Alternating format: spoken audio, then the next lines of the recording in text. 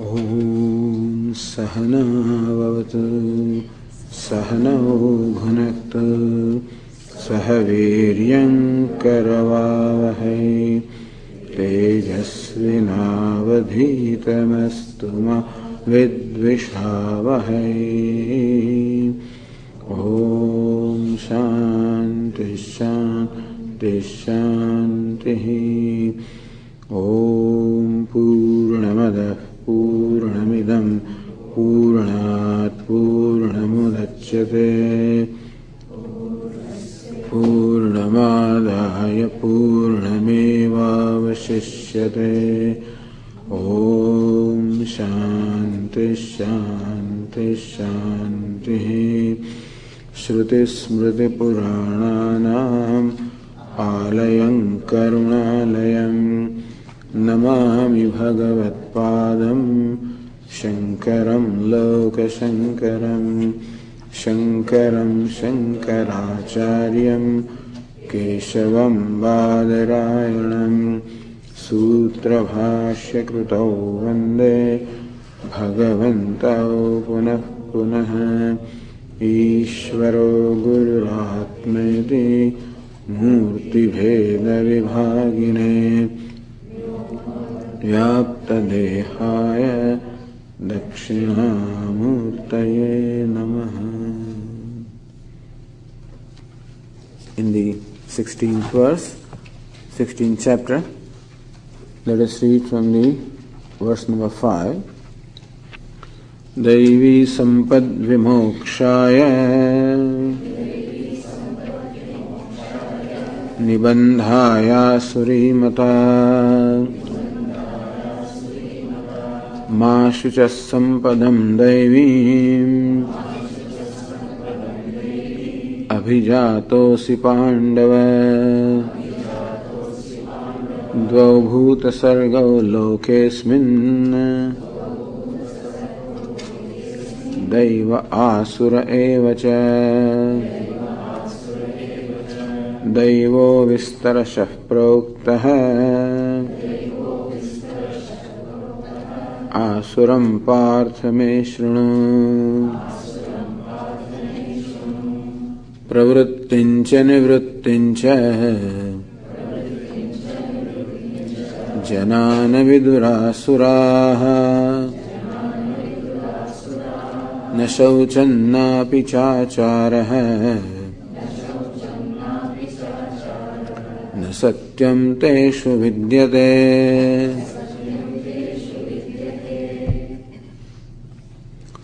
The reason why Lord Krishna has undertaken this discussion of the Devi Sampad and Asuri Sampad, meaning the divine wealth and demoniac wealth, or the divine tendencies in our mind and also the demoniac tendencies. Each one is born with these two. Whoever is born has his or her own share of the divine tendencies. Only noble traits everybody has. Everybody has kindness and compassion and love in them. There is no question about it. There is always goodness in everyone, for the simple reason that that is the true nature of the self. Also, as we said earlier, mind by nature is pure, and therefore always loving, kind and compassionate. That is the nature of mind also. However, because of ignorance, and ignorance which brings about many false notions and wrong perceptions, person unfortunately adopts wrong priorities and wrong values and winds up doing things which is self-hurting. On account of this, these hurting tendencies such as anger, lust, greed, all of these, also arrogance, pride, these also have entered the mind. And therefore we find these two opposing tendencies. One are the inherent tendencies, understand. Inherently, every human being, every living being, and every human being, and everybody's mind inherently is good, kind, loving. There is no question about it. Incidentally, however, there is also this anger and greed and jealousy and aggressiveness and fear, insecurity. Incidentally, these are also there because of ignorance. Often a question is asked, why is there evil in this universe? If God created this world, why is there evil? Why is there cruelty? It's very difficult to explain that. Vedanta's answer is because of ignorance. There is ignorance also. Ignorance of the true nature of one's own self. Ignorance of the nature of the world. Ignorance of the nature of God. And this ignorance in turn brings about wrong notions about this. Beginning from wrong notions or wrong opinions about one's own self. Because of that, the wrong opinions about the world. Because of that, the wrong opinions about God. These wrong opinions or false notions are the cause of all anger or cruelty and greed and whatever damaging tendencies we find. Whatever damage we find anywhere is a result of these damaging tendencies which are there in the human mind. And those damaging tendencies have arisen because of just wrong understanding, wrong opinions, wrong notions. And those wrong notions or opinions or understanding has arisen from ignorance. So ignorance is the cause of every problem in the world ultimately. And knowledge is the solution. Thus Vedanta presents knowledge as a solution to all the problems.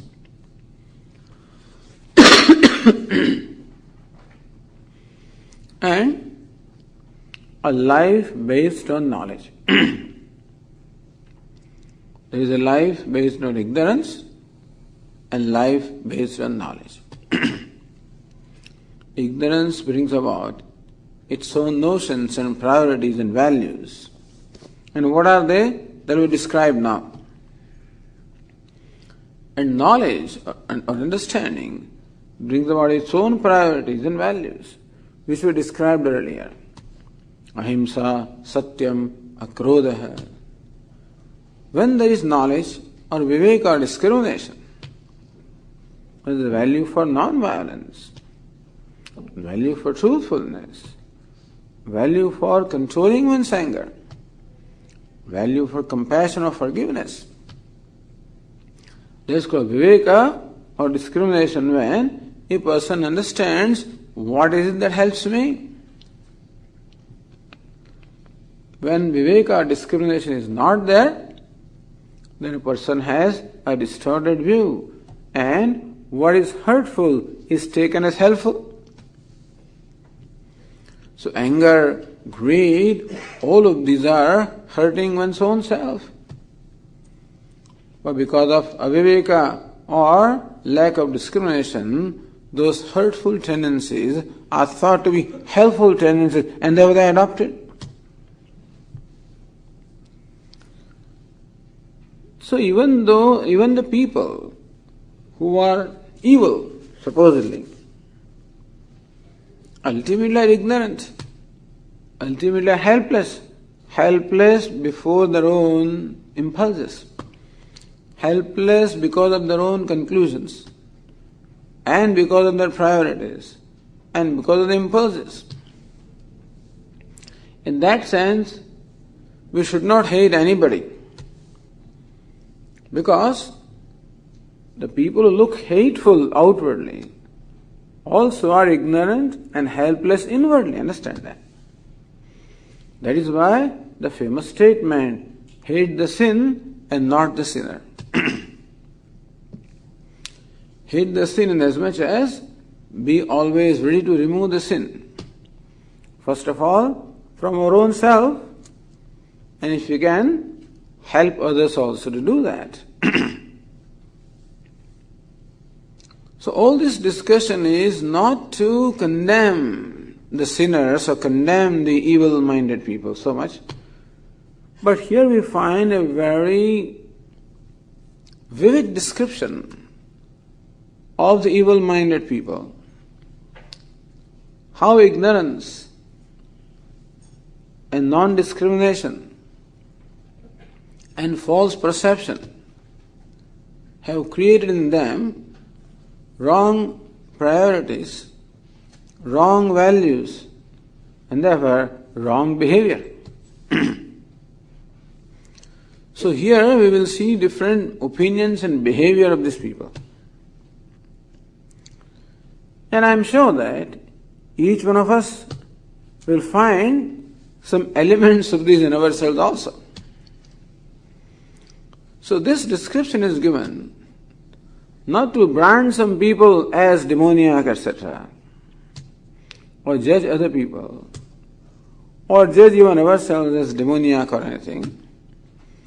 It is just to identify this, if you don't like the word demoniac, say hurtful tendencies.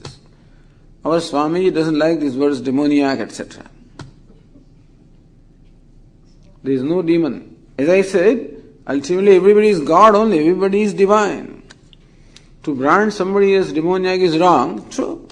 But we understand, as I explained to you, how these so-called demoniac tendencies are purely out of ignorance and therefore wrong conclusions, but call them hurtful tendencies. Tendencies which hurt the self and hurt others. So people who display these hurtful tendencies are described here so that if we find some of those kind of behaviors in us, those kind of opinions in us, then we recognize those tendencies are there in us. Just rather than simply naming the tendency, such as anger, greed, etc. Simply instead of naming them, here Lord Krishna vividly describes how those tendencies manifest in different opinions and different behavioral patterns. So if we observe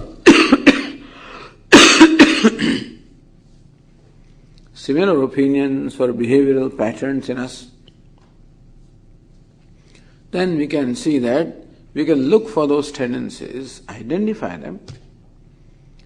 So all the discussion that follows is simply to identify hurtful tendencies in our own self,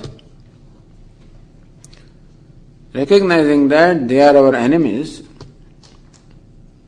they are the inner enemies, constantly robbing us of the peace of our mind, robbing us of our happiness, and robbing us also of the happiness that may come from the world, from relating to other people,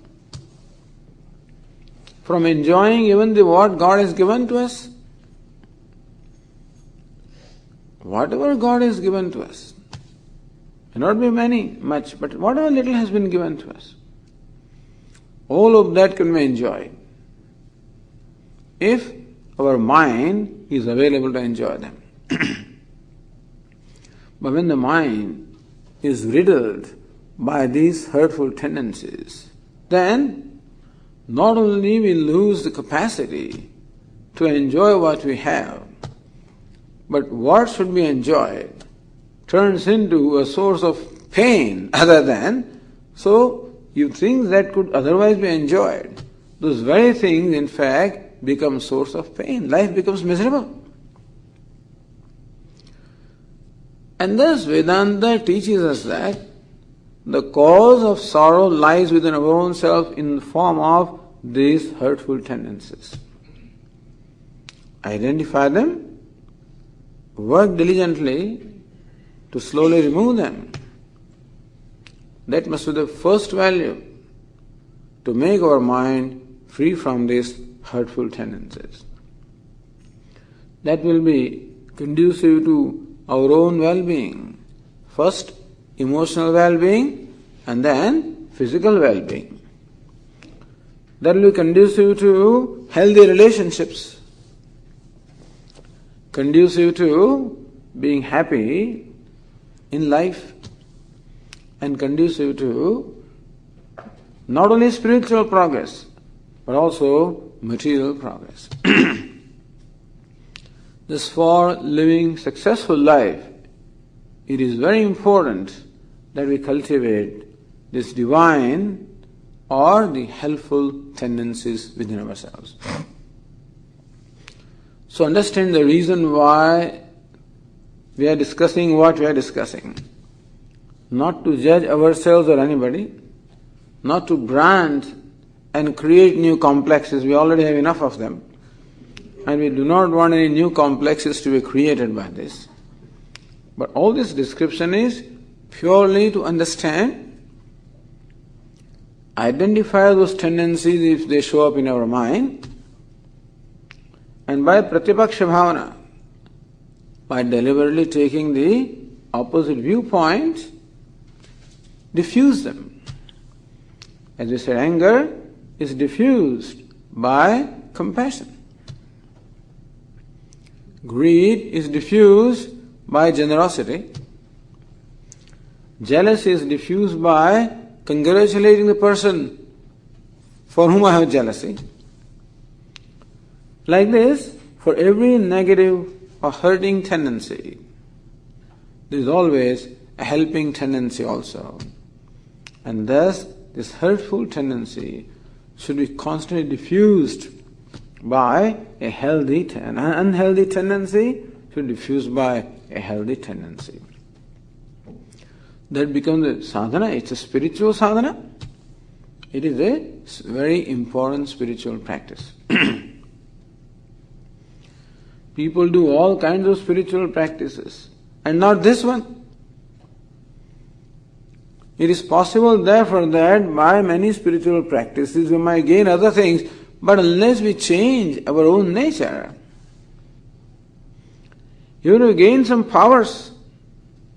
Unless the nature changes, those things are not helpful at all. We do not need any powers, we don't need anything to be happy. All you need is to be a good person, to be a person who enjoys this divine tendency. That's all. And that is our birthright, because that's our nature. So the Purushartha, the real effort in life for a human being is to identify these hurtful tendencies and diffusing them, getting rid of them. That is the real victory in life. That's a real success in life. The ultimate success in terms of moksha is not far away when this success is gained. Understand that. Devi sampat vimokshaya. These divine tendencies are conducive to moksha, liberation, freedom, happiness, health, wealth, everything. Nibandhaya asuri mata. The demoniac or negative or unhealthy tendencies are for bondage and misery and suffering in every way. Therefore, Lord Krishna describes in detail these unhealthy tendencies. In the verse 7 we were told, Pravrittim cha nivrittim cha janana viduhu asuraha. Asuraha janaha na viduhu. The people with this unhealthy or hurtful or distorted mind, they do not understand. They don't understand. They cannot comprehend. Pravrittim cha nivrittim cha. What should I do in order to help me? What should I do so that I'll be happy? Naturally, we should do that which is means our happiness, which makes us free. which makes us free from fear, which is conducive for security, freedom, happiness. We should be able to discern. When choices are there, alternatives are there, what we should basically discern is, what choice should I make? What should I do in a given situation so that I'll be happy, healthy, secure, free? And what should I avoid? Doing which will make me unhappy, unhealthy, fearful, bound. I should not do that. It's very simple, isn't it? But we should have a clear mind. If the mind is clear, then alone we can discern this. If mind is distorted, we cannot discern it. So people having this unhealthy tendencies cannot discern what is helpful and what is hurtful. Doing what is conducive to the happiness and doing what will bring out unhappiness, they cannot discern. Na shaucham, there is no purity in them. No outward purity, no inward purity. Their intentions are not pure. There is dambha, pretension, always wheeling and dealing, always planning and scheming to exploit others, to cheat others, to take advantage of others. Na api achara. There is no sadachara. There is no good conduct. That conduct also is not good in the sense that both ways. One definition of good conduct is, I should not do unto others what I do not want to be done to me.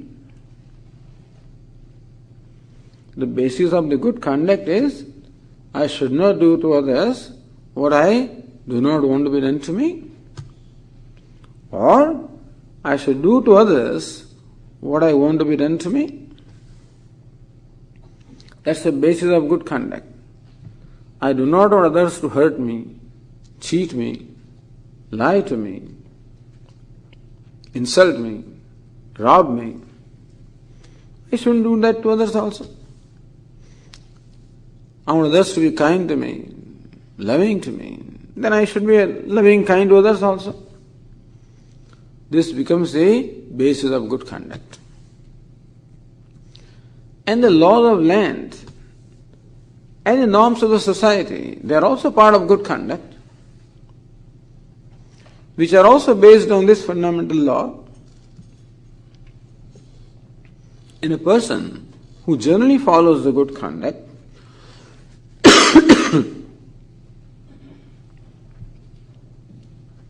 that good conduct also is called dharma, righteousness. And he is a righteous person, he is a good person. That's achara. However, in these people, you do not find this. We find them violating the basic rules of the society, basic rule of the law, basic rules of the morality also. Na satyam teshu vidyate. You do not find truthfulness in them. There is no respect for truth. Why? That will be stated later, in the next verse. You don't respect truth, and therefore you don't find truthfulness or honesty in them.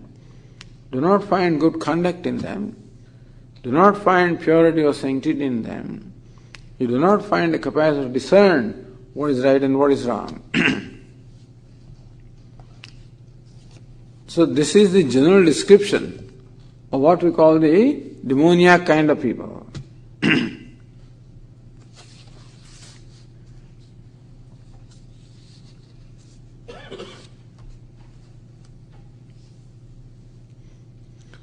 The question arises, how come they do not understand what is right and what is wrong? Even if one cannot discern in a given situation what is dharma and what is dharma? Possible. Sometimes it may not be that easy or simple to determine what is right and what is wrong. It happens. Then you always consult people who are wise. And there are scriptures who give us the directions. For the Indian people, the Vedas were there. And based on Veda, there are so many smritis, itihasa, purana, swachaihi. Vast literature is there. Ramayana, for example, is a demonstration of how to live life. Mahabharata also. So when all of this is there, how come still these people do not know?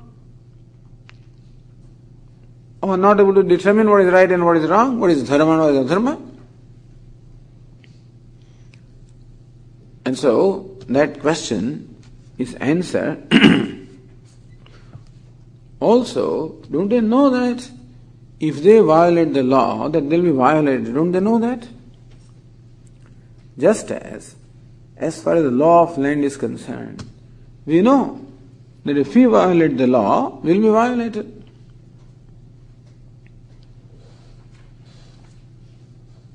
The fellow is merrily going away at 80 miles an hour because there is thrill. But inside he knows he has fitted in his car some radar which can sense a traffic patrolman within 1 mile or some, So why should he fit a radar? Swami, I say, what is this? Why is it making noise? The Swami, it's a radar. This noise tells you that there is a patrolman in the vicinity. I say, how do you slow down? So, this sound is there. So this fellow slows down.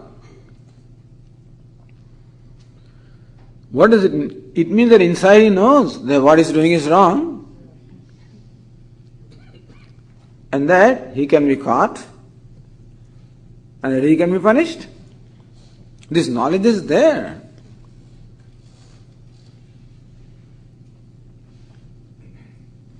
So what joy can there be when there is fear inside?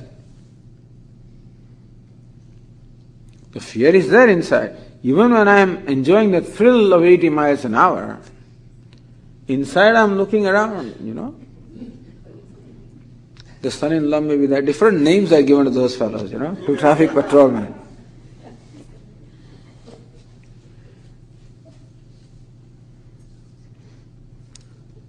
So everybody knows that when we violate, we will be violated. The same thing is true about the moral law. That when I do to someone what I do not want to be done to me, I know I am doing something wrong. A thief, for example, does he not know that he is doing something wrong? A thief. Otherwise, why should he go at night?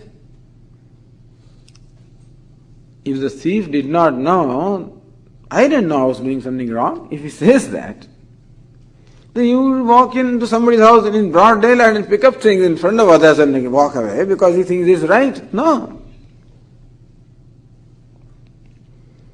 At night, he stealthily enters from a place where nobody knows.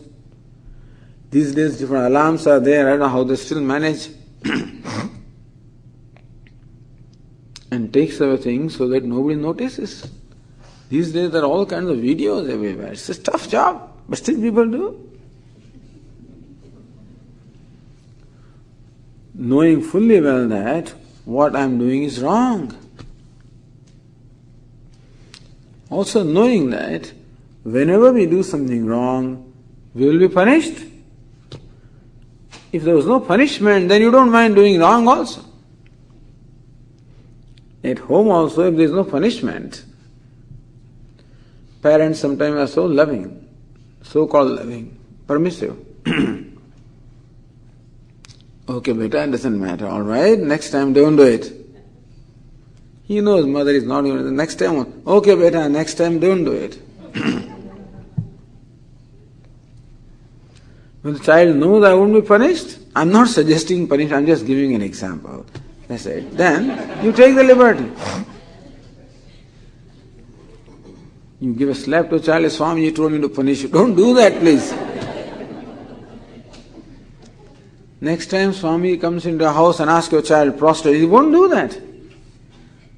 On one hand, they say, Swamiji told me to do this, and then next time they say, bow down to Swamiji. You think he's going to do that?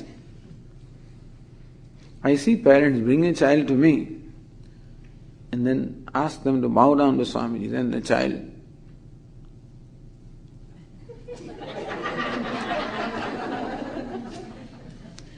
he'll punish you. So the Swami is, that's how parents very quietly use the Swami.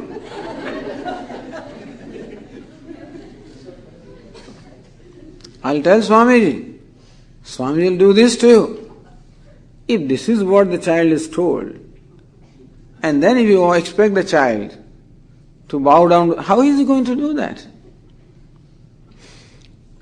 In India, people commonly tell children, a Swami will come, Baba will come, take you away. There you scare them, You see, when mother cannot get things done by child, through the child, they just take the shortcut, scare them. Police will come. A Swami will come, So the fellow becomes quiet, becomes obedient. Next time he sees Swami, he gets scared. Anyway, but the point is that everybody knows that you will be punished. So these fellows also know. Even the evil-minded people know that what they do is wrong, they are likely to be punished. How come they are not deterred?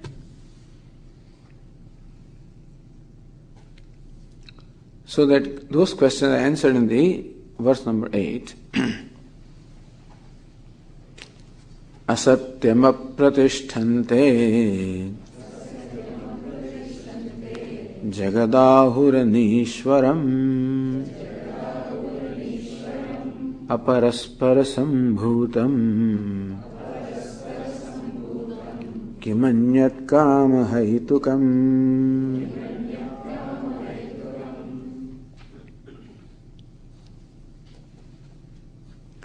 Asatyam, their belief is that this world of people is untruthful. Swami, there is no truth anywhere. Because they are not truthful, they perceive everybody also as untruthful. You see how a person's mind can get distorted. And usually we look at the world through our own glasses. Usually we think that other people are like us. That's usually what we think. And that's why people often get hurt. Do you think if you are good, you think others are also like you only? It takes a long time to discover that the world is different. But contrary-wise, a person who is dishonest or untruthful himself or herself thinks that everybody is like that also. Asatyam, Jagat Ahuhu, they say that in the world there is no truth. Just as we are false, everybody is false. Everybody is like that. And they don't respect the scriptures. They don't think scriptures are telling truth. What are the scriptures? They are the products of the minds of some fellows' vested interests. These fellows have laid down the laws and rules simply to control and exploit other people. This is the view. What are the scriptures doing? What are the so-called moral code of conduct? Is nothing but an excuse on the part of these people to control, hold power and control and exploit the rest of the society. We don't believe in them. So they do not think that the scriptures such as Vedas or anything are valid. Asatyam, they are not truthful, not valid. And if you do not accept the authority of Scripture, Scriptures teach two things primarily. One, they teach about dharma, righteousness, what is good conduct. And they teach us good conduct for our own good. So, from Scriptures we learn what dharma and what dharma is, what is righteous and what is unrighteous. So that we can follow Scriptures tell you also, if you lead a righteous life, what the outcome is, if you lead unrighteous life, what the outcome is, that also they tell you. If you read that, then you know what the consequences are of violating the law, then you will be also motivated to follow the law. The second thing Scriptures teach is about God. How there is a creator, a sustainer, an ordainer, how there is order, how there is fairness and justice, how everyone is accountable for what they do, how you have to ultimately you reap the benefit of what you do, or you have to pay for whatever violations you commit. That there is a justice in the universe. There is a law and order. Why is it that? Because there is an ordainer. There is Ishvara. So this is what the Scriptures teach. But these fellows, asatyam, they don't accept any scriptural authority. They don't accept any dharma, adharma. Apratishtamte. There is no dharma in this world. There is no righteousness. There is no order. Anishwaram. There is no Ishvara. There is no ordainer. No creator. They simply don't accept these things. You ask them, who created the world? One view is that the world is created by Ishvara. Some people do not accept Ishvara. They will say the world is a product of karma. In India also there are schools of thought where Ishvara is not looked upon as, they don't accept creator, Ishvara as creator. They say that it is karma or dharma which is the cause of the creation. Alright. So either Ishvara is the cause of creation or dharma is the cause of creation. But they don't accept Ishvara also, dharma also. Now who has created the world? They are what we call they only accept what is evident to the senses. Aparaspara sambhutam. They say that this world or creation is a product of nothing but passion. Aparaspara sambhutam. Creation is the result of the passionate union between male and female. That's all.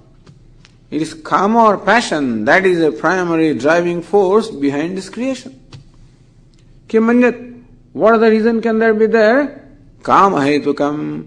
Kama or the passion is the only cause for the creation. That's what you see. These are the people who simply accept what they see and nothing more than that. For them, the universe is a creation of the natural selection. You know, this natural selection. That by evolution is result of natural selection. Where is God? There is no other creator other than natural selection. That's all. And natural selection is based on what? Based on this basic urge of sexual gratification and survival, preservation. So these are the basic, that is what determines the natural selection, by the way.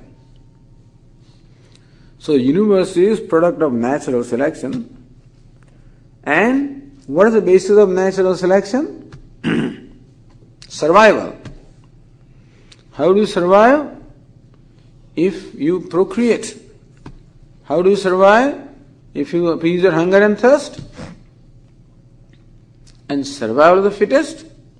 That's how the natural selection works. And that is the cause of creation. There is nothing more than that. Kama hetukam.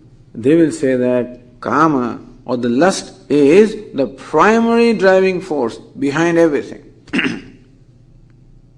Sounds familiar? Doesn't sound familiar from your faces. Looks like, I don't know whether you know anything at all, but anyway, this is... Everybody is looking at me as though they are listening to the first time. But the evolutionists, there's nothing wrong in evolution as such, but the evolution is the process but philosophy is the problem here. Evolution is an observation of natural selection is one thing, but we have a problem with the philosophy. Their conclusion that there is nothing beyond natural selection, the Freudian philosophy, that only driving force is lust, nothing else. It's a primary force, and that is the cause of natural selection. So Freud on one hand, Darwin on the other hand, all of these, this is, so no God.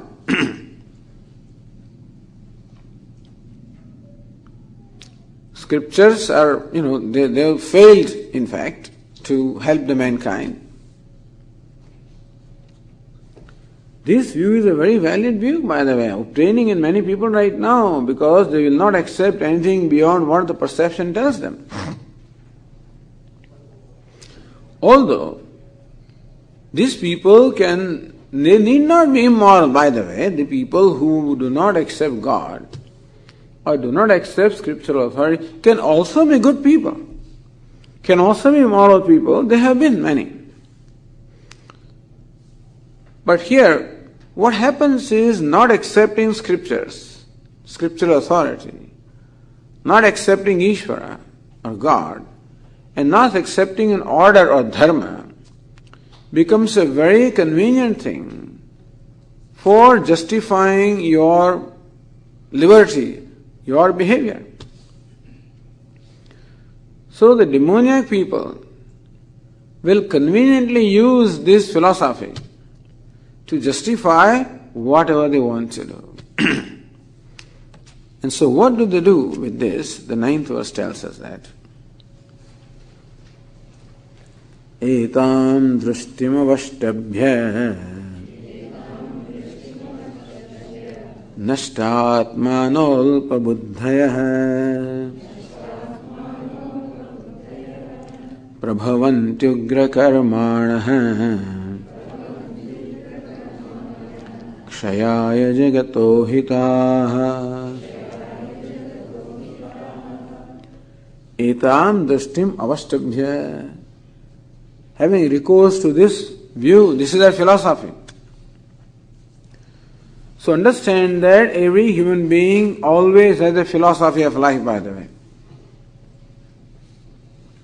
Everybody, whether educated or not, literate or illiterate, everybody is bound to have a philosophy of life. Everybody has his or her own concept of what the goal of life is and what are the means to achieve that goal. Everybody has this understanding. It is that understanding which actually is behind the driving force behind what they do. So people of demoniac tendencies, their distorted mind, they do not accept a creator or ordainer God. They do not accept an order of dharma. They do not accept any scriptural authority that there can be anybody wise, or enlightened. They simply conveniently draw the conclusions based on perception, and you perceive, what you see is this only. You perceive this, that all creation is a result of the union of male and female. It's obvious. So that is what is evident. And so that is accepted as the driving force. That the universe is a product of karma or lust, and the life is meant for fulfilling lust. That's all. Life is a product of lust, and purpose of life is to fulfill your lust. That's all. This is their philosophy. Etam drishtim avastabhya. taking recourse to this view of life. Nashtatmanah alpabuddhaya. Nashtatmanah, people whose mind is destroyed. You know what is meant by mind being destroyed? That the mind's capacity to make the right choices is destroyed. The mind is not destroyed, but the purpose why the mind is given to us is to make the choices for us to help us. But because of their distorted perception, their mind is destroyed as much as they have lost the capacity to make the right choices for themselves.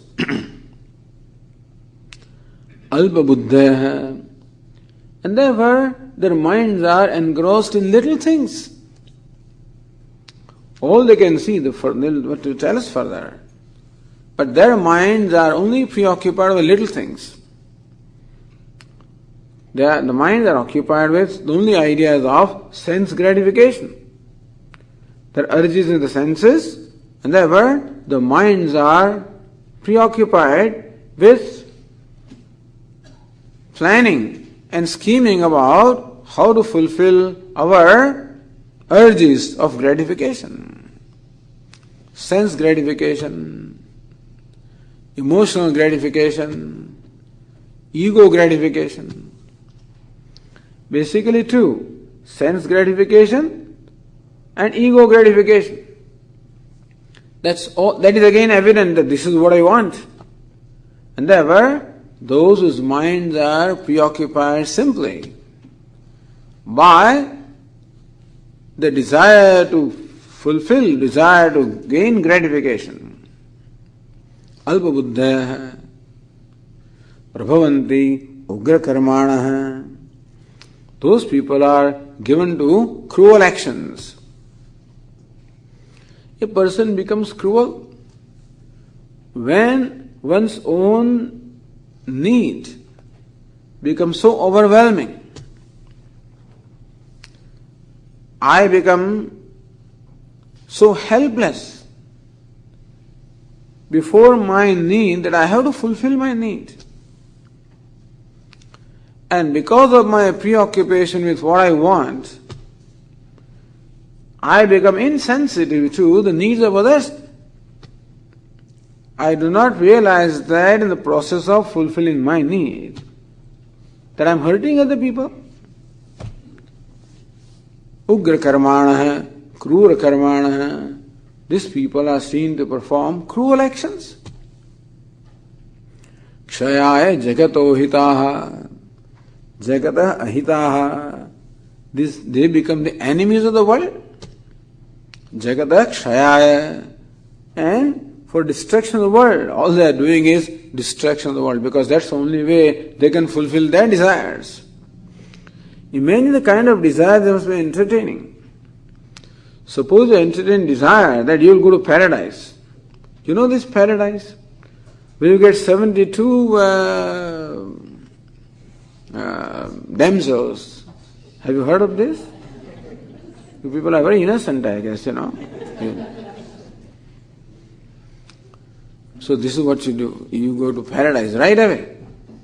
Where you get 72 apsaras. For what need you do? Blow yourself up. In the process, blow a few other people, that's all. Blow as many as you can. So these suicide bombers or whatever, you know, they think they're doing right. They think they're doing God's work. They literally believe that. And the only way to do God's work, you see, that's philosophy. God is going to kill them anyway. Before God kills, let us kill them, so that we have done God's work and will be rewarded by a place in paradise. How many will see there in paradise? All these fellows go, each one of them gets 72. So that is out of proportion, isn't it? Usually, there are 50-50 men and women. That's the usual thing. But each one gets 72. The God has to create something special for them. I don't know what. But they said, what an ambition. Other than lust, what is driving them other than lust? Tell me. The purpose of going to paradise is simply to fulfill lust, nothing more than that. Those who teach them and those who believe.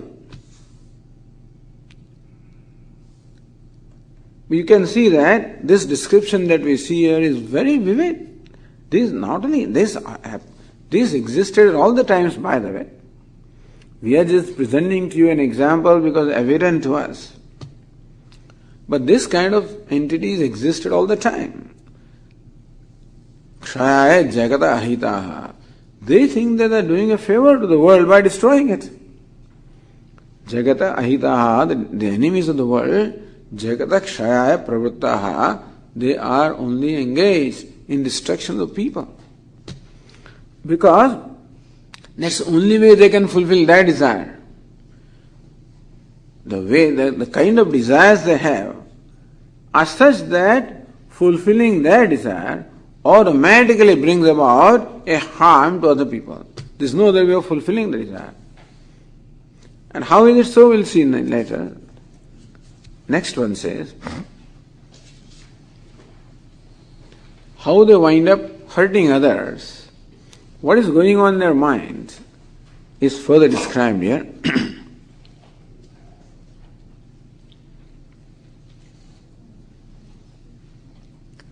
Kamamashritya dushpuram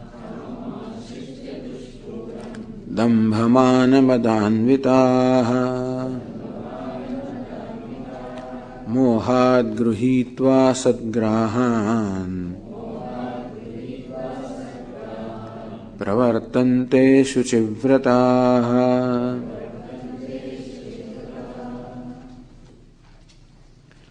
Kamam ashritya dushpuram, resorting to the desire. Actually, kama means lust, basically, but kama also can mean desire. So desire, ambitions they have. Kama here means an ambition. Dushpuram kamam, ambition that can never be fulfilled. For the very simple reason is that is the nature of kama or a craving. Because you fulfill one craving, it gives rise to other craving in its place. That is the nature of desire, that we fulfill a desire, that desire is gone, but certainly in its place another desire comes. That is why desire is compared to fire. Just as we cannot quench fire by pouring kerosene in there. Suppose there is fire and then you spray kerosene, what will happen? So kama and krodha, this lust and anger and greed, all of these are compared to fire. And fulfilling them is like feeding the fire with fuel. Therefore, these impulses become more and more intense. So Lord Krishna says, Dushpuram kamam ashritya. They have taken this recourse to fulfilling desires which are impossible to appease. Like fire cannot be appeased, so also these desires cannot be appeased, ambitions cannot be appeased, and you should observe this in the world. As long as ambitious people also follow fair and legitimate means, so long it's okay. What happens is that ambition being what it is, a time comes when ambition gets better of him and he can no more fulfill the ambition by fair means. You have to resort to foul means. And we see in the world also, in all these big corporations, big people, not you and I, people who are big, meaning wealthy, what they call filthy rich. What is it? That kind of people. This person was removed as, I think, CEO of one very big corporation recently. You know what his bonus was going to be? $62 million. That annual, something like that. This is the kind of thing that they get annually with the stock options and this option, all kinds of things. And still, that's not enough. The reason why he had to remove because he wanted more than this. That's why all kinds of problems he created. So people who have plenty, they want more plenty. If small fellow does a little thing, he lifts something shoplifting, it's understandable. But they are caught first because there are videos. And here there are no videos. Supposedly the government agencies are videos, supposedly. But everybody is vulnerable. Everybody is pliable. There are lobbyists, and there are this, and there are fellows who know whether it's justice and whatever kind of things are, everything is vulnerable in this world. I am most amazed to see, I still have great respect for the United States and its law and order and its justice and everything, very respectable. One of the most mature countries, in terms of its democratic institutions and things.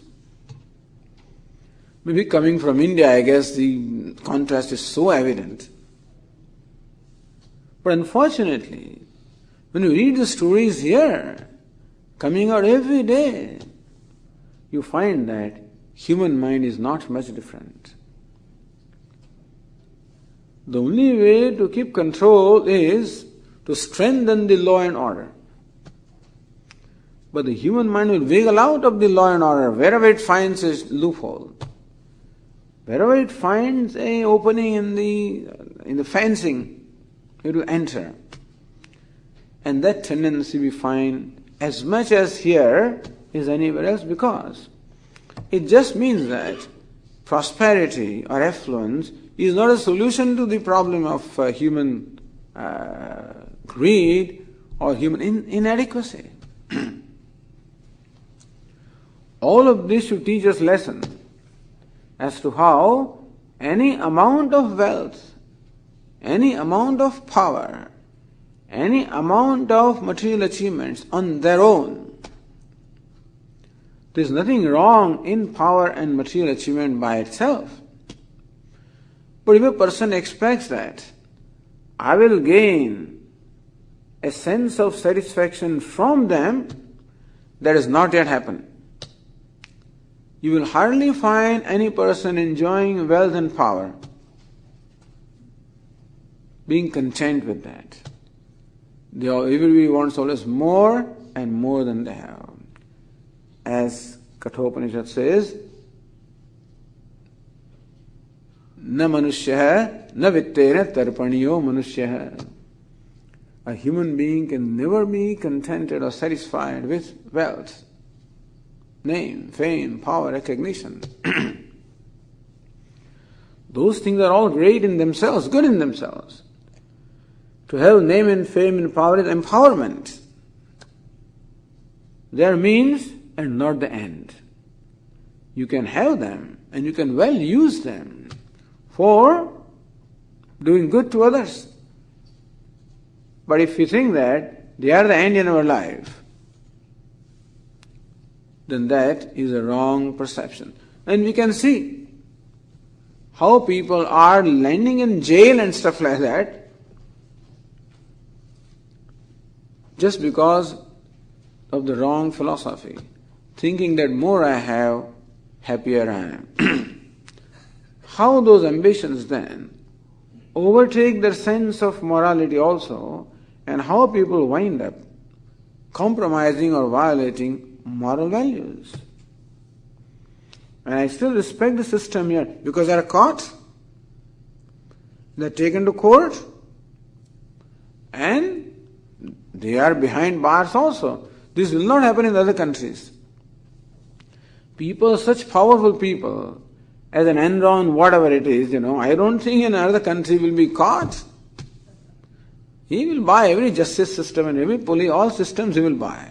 But he could not do that here. So that speaks really something of United States. All I am saying is that human mind is not much different. And how, if we cannot curb our ambitions, cannot curb the lust, cannot curb the greed, cannot curb the desire by viveka or discrimination, how they get better of us and it ruins us. Kamam ashritya dushpuram, having taken resort to insatiable desires and cravings and ambitions. Dambhamana vadanvitaha, for fulfilling them, what do you require? Dambha. Dambha means pretending to be different from what you are, showing something different from what you are. Mana, having pride. Dambha, vanity. Mana, pride. Mada, arrogance. This is what we find. See, people, when they rise up, you see, in nature, what happens is, they say how the good people are. The saintly people are like trees.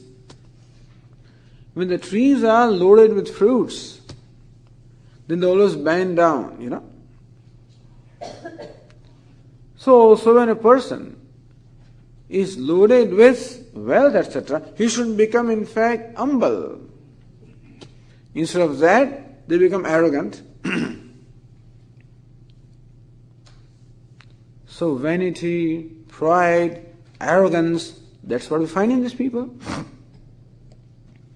Mohad gruhitva asadgrahan.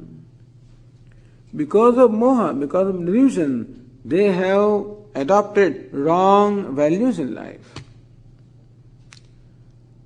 They have concluded that the success in life is simply by accumulating more and more of the wealth and power. This is a wrong perception of life. And in that process, they are violating all values and thereby violating themselves and constantly hurting themselves. They do not realize that in the process of achieving the material wealth, how they are constantly incurring is spiritual loss. Pravartante ashuchivrataha, people of pure, impure resolve. In their mind also the resolves are impure. They will be shown how their impure resolves are there. So resolves are impure because of wrong understanding of life and wrong priorities and wrong values. They were full of vanity, pride and arrogance and chasing insatiable desire. Therefore, the next verse says, Chintam aparimeyancha pralayantam upashritaha kamupabhoga paramaha etavaditi nischitaha.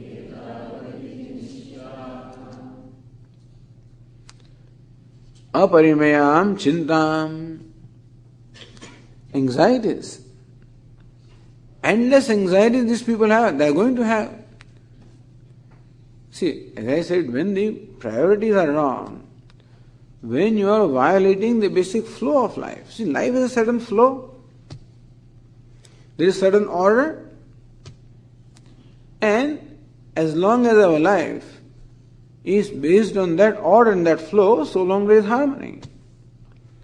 When we have values that are violating the order, when priorities and values violate the order, then we are necessarily going in the direction which is opposite the flow. So imagine a powerful flow of river and one is trying to swim in the opposite direction. So chintam aparimeyam cha. Countless anxieties they have. Because their well-being is only dependent upon the material achievements which is not under anybody's control. One thing we should know, that we cannot control the outcome of our action. They know also they are doing something wrong. They know that they are cheating their shareholder, whatever they are doing. So when we do this, there are going to be, number one, a guilt complex. There is also going to be always an anxiety that I can be caught. When you are lifting the shop, will there be no anxiety or yes? Because you know that there is a video someplace. And you see, look around. There also the video sees, that this fellow is looking around. You think there's nobody watching, you pick up something. There's an anxiety. And then look around, and because you have to pass through the counter and whether, I think there are sometimes some kind of, what do you call them? Some sensors are there, And if you walk away with some goods which are not passed through those computer things, then they will sense also.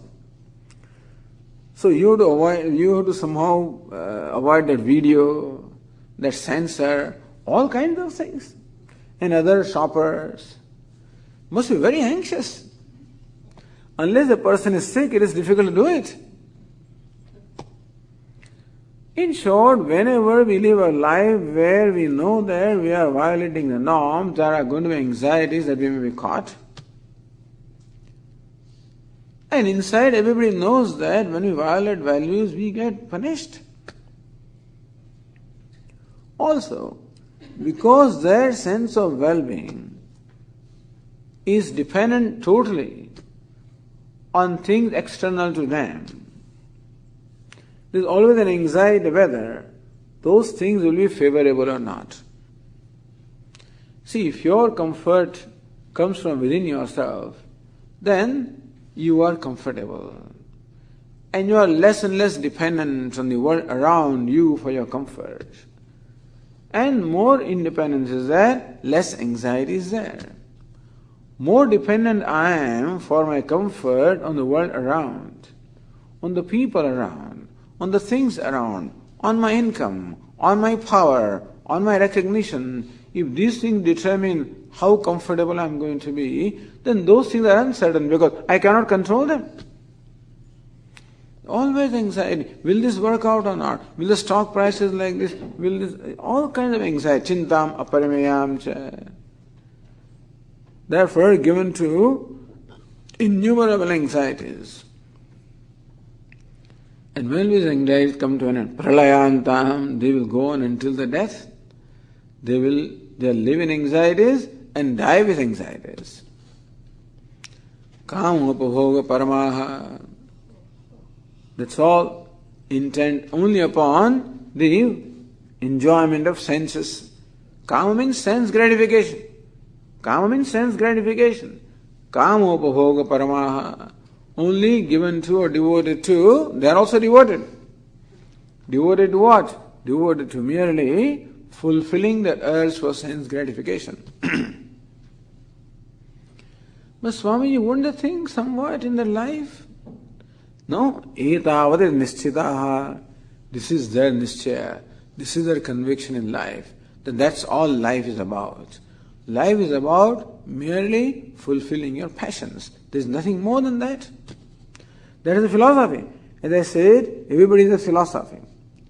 This people's philosophy is that life is meant for fulfilling your desires and gratification. Yavat jivet, sukham jivet. Runam krutva, ghrutam pivet. Have you ever heard of this? Yavat jivet, sukham jivet. As long as you live happily. Happily means gratify your desires. But desires are so many, you don't have adequate means. Runam krutva. You can buy and borrow. Ghritam pivet. If necessary, you can borrow. But drink ghee. Enjoy yourself. But don't you realize you are accountable for what you do?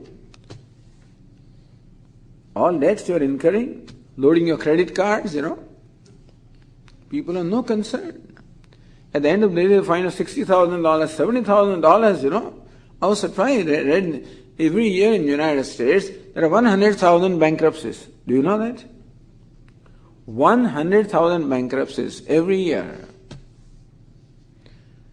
And bankruptcies are on the part of ordinary people. Because there are gold cards and platinum cards and all these cards come in mail. And they're so tempting. And you just show the card, and so you just load up your credit card. Soon before you realize there are 6 credit cards. It all adds up to $70,000. You file bankrupt, what will you do? Anyway, whatever, but etavade nischitaha. You can see people living life like this. It is really terrible. This is what you see people doing. Make merry, that's all, nothing else. Etavade nischitaha, the nischaya is that this is all there is to life is to offer. There is nothing more than that, nothing beyond that. They cannot even think that human life can have a greater potential. That there can be something, there can be a satisfaction greater than sense gratification. They don't even realize that gratification, sense gratification is a very, is a whole pursuit which is very exhausting. Because more you gratify yourself, more you need. And the capacity of objects to give gratification diminishes. You know the law of diminishing return. That first plate of ice cream can give you great joy. Second plate of ice cream, 50%. Third plate of ice cream, 33%. Fourth plate of ice cream, 20%. Fifth plate of ice cream, 10% of joy. Sixth plate of ice cream, 2% of joy. Seventh plate of ice cream brings all 6 plates out,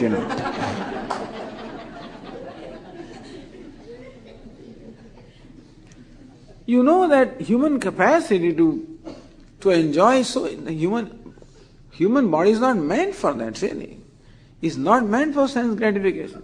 You get exhausted in no time. If sense gratification was the purpose of life, we should have been born more like a pig. Or some such creatures who can keep eating. From morning till evening, keep on eating and no problem. Like our Swamiji said, Beda Swamiji, who is the buffalo? Buffalo is the stomach walking on 4 legs. That's all it is. So keep eating. But our stomach is not like that. How much can you eat? How much sense gratification can you have? And what a loss of energy. You get exhausted. But that's all. They can't think. This is all the life has to offer, nothing more than that. Therefore, the next verse is,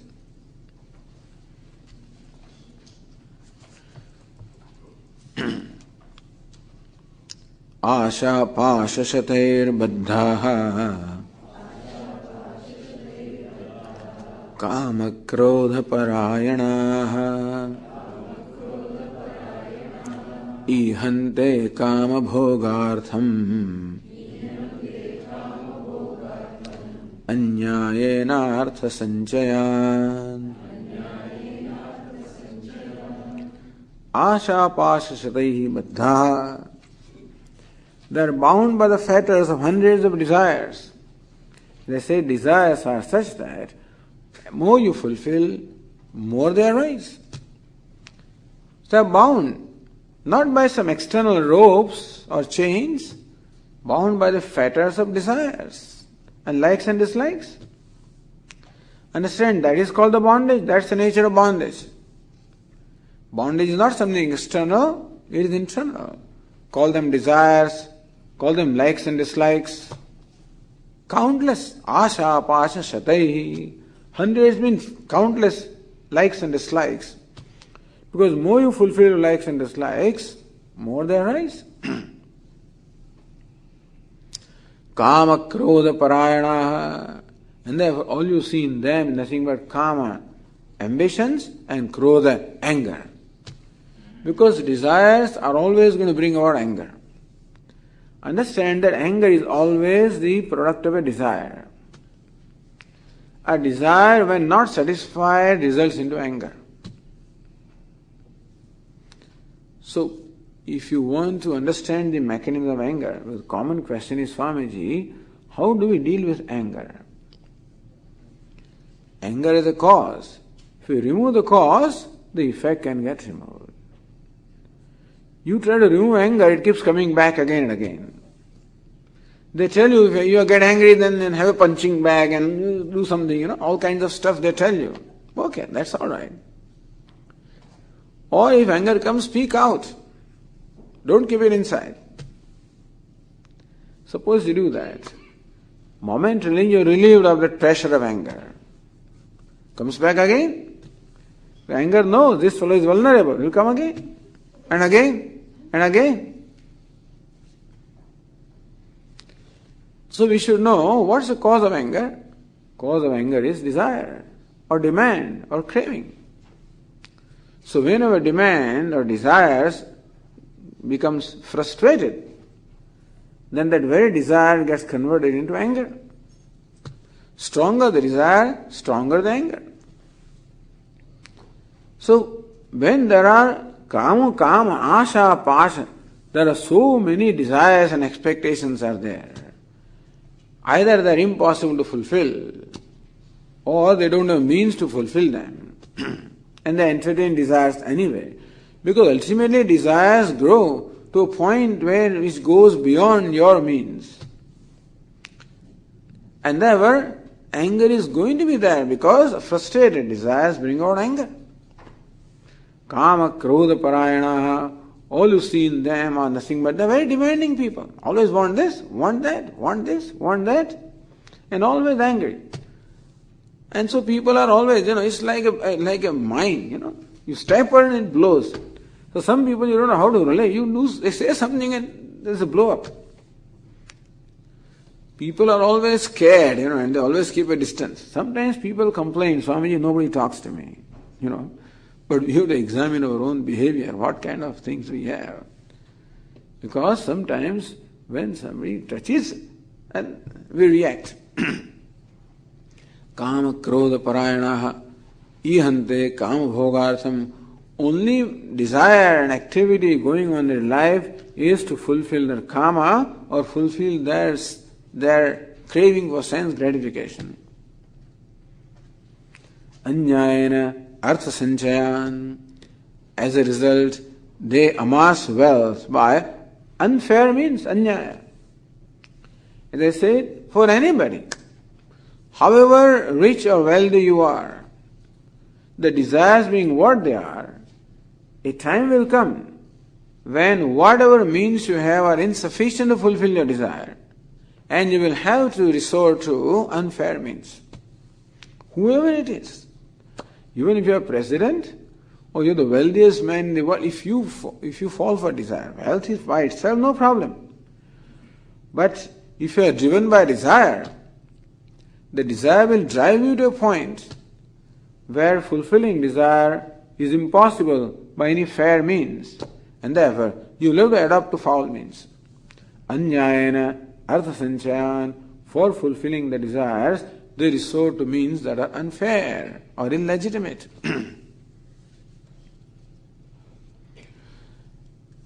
This is called greed. That a person keeps on amassing wealth by means fair and foul. Because wealth can never give satisfaction to anybody.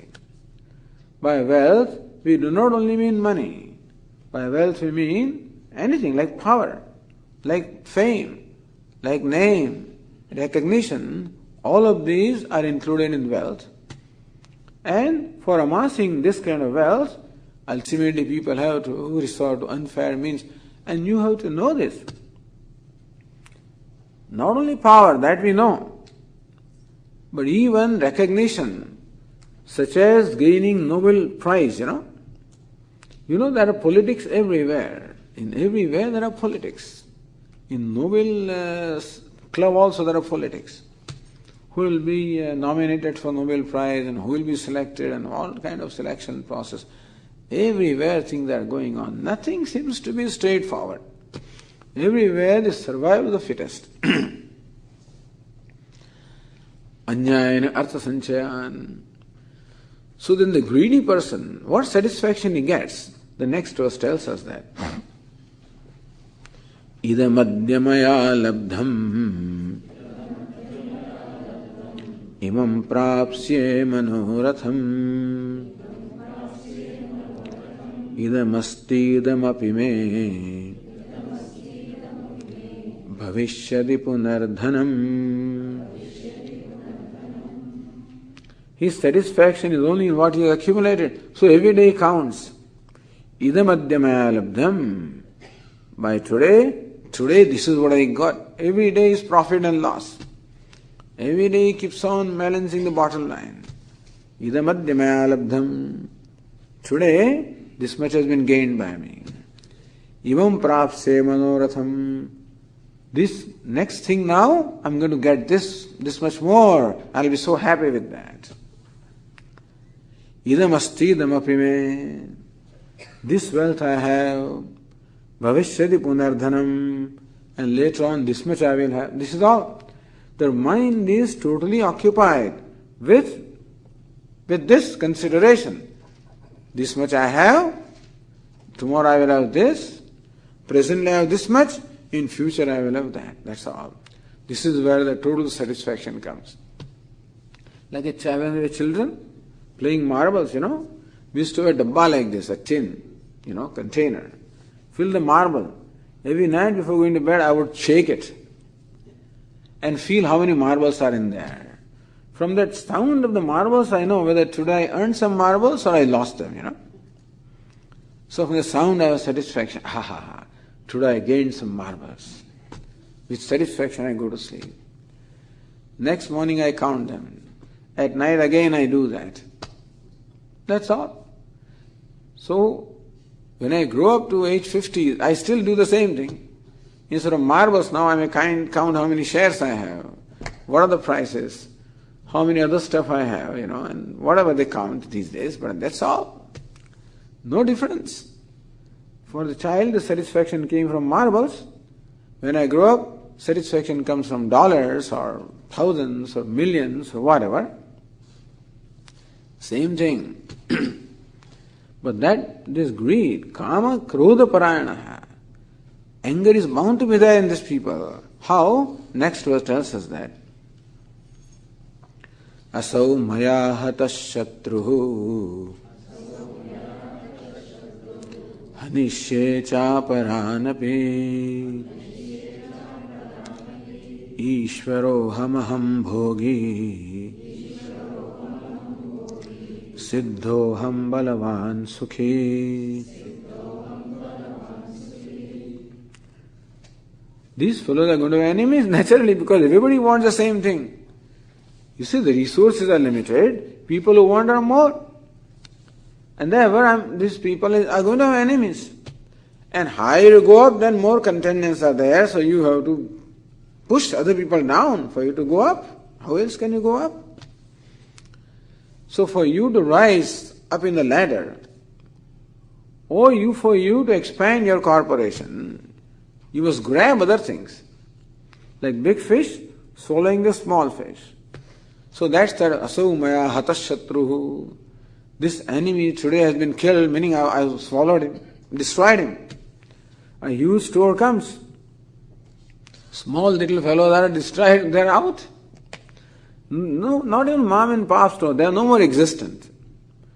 But even other stores, which were otherwise big stores, which destroyed the mom and pop store, now they are being destroyed by yet bigger stores. Another bigger store comes and destroys them. All these, even the drug stores, huge stores come, the small things are gone. The biggest supermarket comes, other things are gone. Now 24-hour service. This is how the big fish swallowing the small fish. Everybody is in fear. Because the big fish who swallows can be swallowed by another big fish also. And sometimes, what you find these days? That the fish may be very big, so its mobility is limited. So small things come and keep on biting it, So nowadays another trend is that the huge stores are now attacked by small fellows. Anyway, so this is going on all the time. It's a jungle law. And if you enjoy that game, well and good. But otherwise, there's always a danger. You always fear of when you will be eaten up. Aso maya hata shatruhu. These fellows are thinking like this. This enemy, this competitor is gone. Today I have killed him, destroyed him. Hanishye chapana. These fellows now remain my competitors. His plan is how to take care of them. So this will destroy this fellow, that fellow, that fellow. Aparanapi hanishye, I'll destroy the rest also. Ishvaroham. I am Ishvara, I am the Lord, I am the ruler. Aham bhogi, I am the enjoyer. Siddhoham, I am successful. Balavan, powerful. Sukhi, happy. This is what they believe, not that they are, but they believe that I am successful, I am strong, I am powerful. See, unless you have this kind of false notions, you will be miserable. Therefore, they entertain this kind of notions within themselves and have a false sense of success and happiness.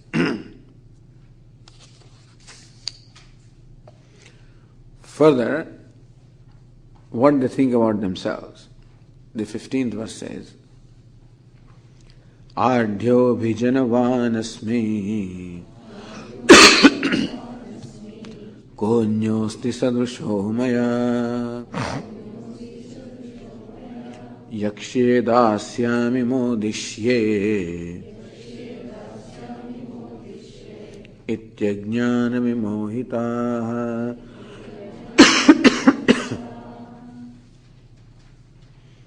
Adhya asmi, I am wealthy.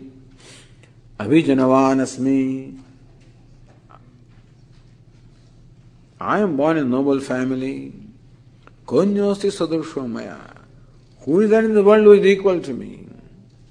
Yakshe, I will perform rituals. Dasyami, I will give charity. Modishe, I will enjoy.